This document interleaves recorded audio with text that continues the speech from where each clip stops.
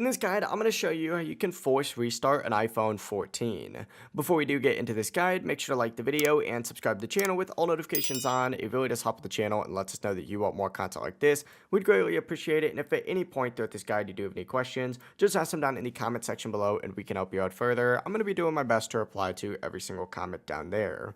Overall, this is pretty easy to do. You just have to do a specific button combination, and this is going to fix the majority of bugs that you might be experiencing on an iPhone, whether it's any audio issues, whether it's your app frozen and unresponsive, whether it's your home screen being frozen and unresponsive. It'll fix all that kind of stuff. However, with these button combinations, you do have to be a little bit quick, but the buttons are going to be pressing up on the volume up button, pressing down on the volume down button, and then going ahead and pressing the side power button and holding that side power button for a little bit of time. The screen's going to go black, and then of course that Apple logo is going to appear. Once that Apple logo does appear, that's your sign to go ahead and release that side power button, and you are good to go. As soon as you release that side power button, your iPhone 14 will now be forced restarting. And it really is as simple as that. If you guys did have any questions, just ask them down in the comment section below and we can help you out further. I'm going to be doing my best to reply to every single comment down there. Before you do leave this guide, make sure to like the video and subscribe to the channel with all notifications on. It really does help us out and lets us know that you want more content like this.